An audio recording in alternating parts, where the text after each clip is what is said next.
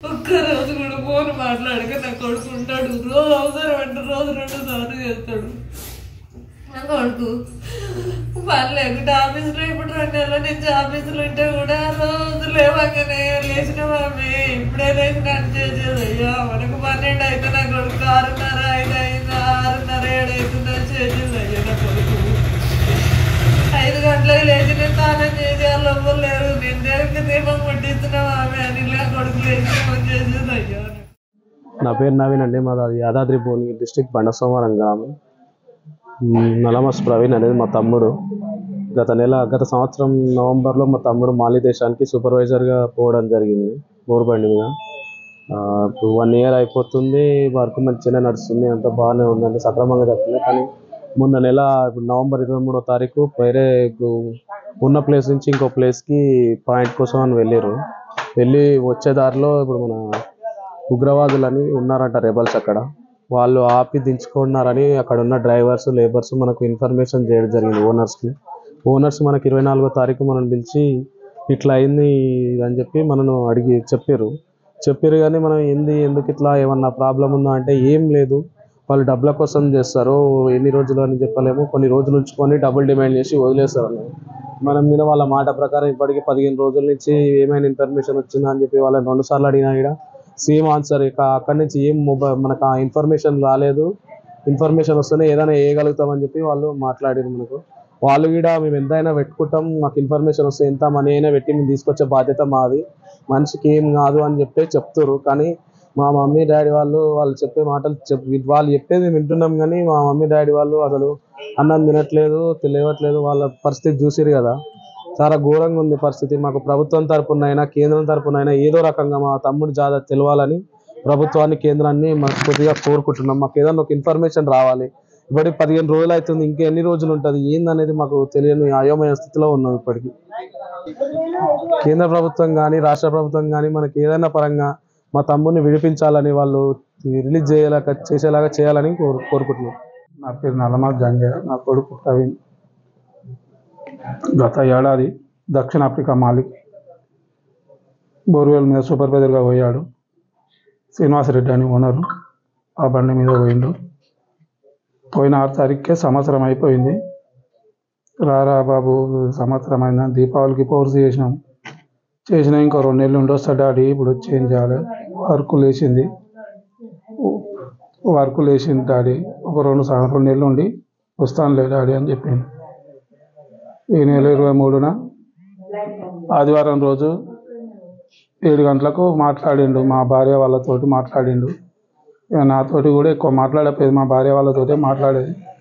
ఆమెకి ఎప్పుడప్పుడు ఒక్కరోజు ఫోన్ కాల్ రాకున్నా ఆమె ఎందుకు రాలేదని బాధపడేది. ఆదివారం నైట్ కూడా 10 గంటలకు నేను మా భార్య ఫోన్ చేసింది, ఇట్లా ప్రవీణ్ ఫోను రింగ్ అవుతుంది కానీ ఎత్తటం లేదంటే ఏదో సిగ్నల్ ఉన్నదో లేదో సిగ్నల్ ఉన్న కాడ లేనట్టుండు, ఇట్లా మస్తుగా అయినాయి కదా. ఒక్కోసారి ఒక రోజు కూడా రాకుంటే కూడా తర్వాత వాడే చేసేది సిగ్నల్ ప్లేస్ పోయి. మేము ఇట్లా అట్నే అనుకున్నాం, కొడుకు తర్వాత చేస్తాడేమో అనుకున్నాం.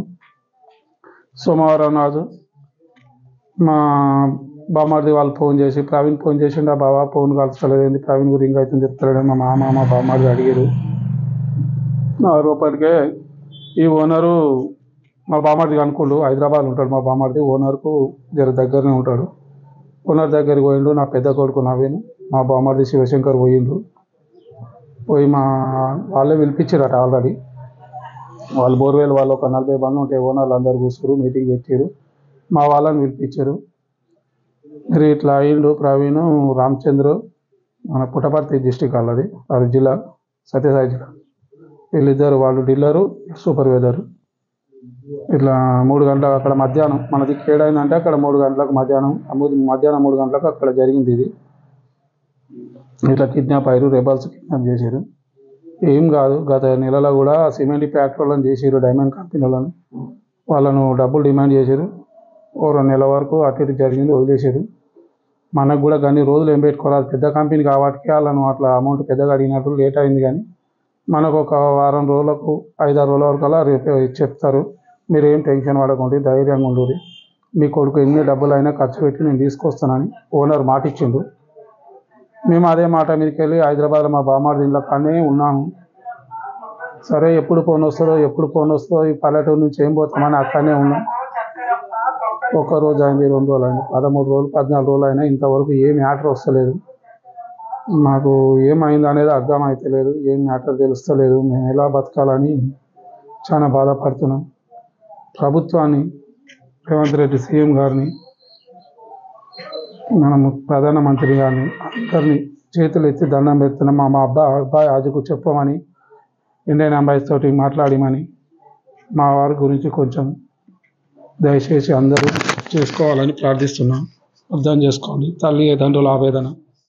ఎక్కడుండో వాళ్ళు చెప్తుర్రు, వస్తాడు అంటుర్రు, కానీ నా కొడుకు 14 రోజుల నుంచి నాకు ఏ ఫోన్ వస్తలేదు, ఏ చేస్తలేడు.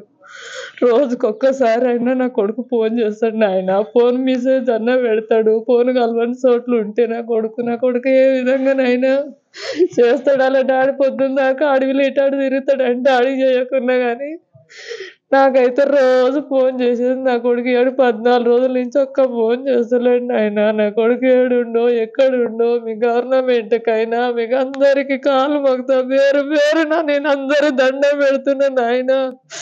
ఎవరికన్నా కడుపులో దయ పుట్టి నా కొడుకుని తీసుకొచ్చే ప్రయత్నం చేయరు నాయన. వాళ్ళు ఇచ్చి పెట్టిన వాళ్ళకైనా అందరి కాలు మొక్తాను ఆయన పేరున. అలాగా దేవుడైనా ఎవరైనా అర్థం చేసుకొని ఒక్క మాట నా కొడుకుని రాజకీయ సభలైనా మాలియలా ఆయన మాలికి పోయిండు నా కొడుకు.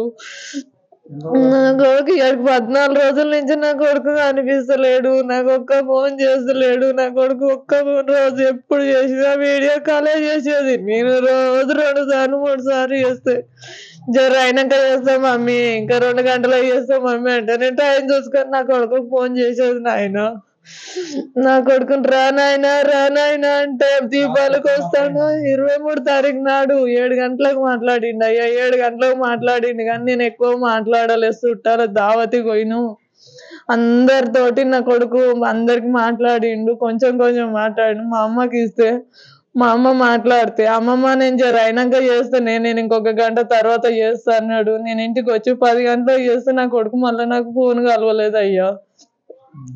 నేను 10 గంటలకు చేసి నా కొడుకు ఏడుండు ఎక్కడున్నాను నేను ఒక్క మాట మాట్లాడితే ఇక నాకు మళ్ళా ఫోన్ కలవలేదు నా కొడుకుది.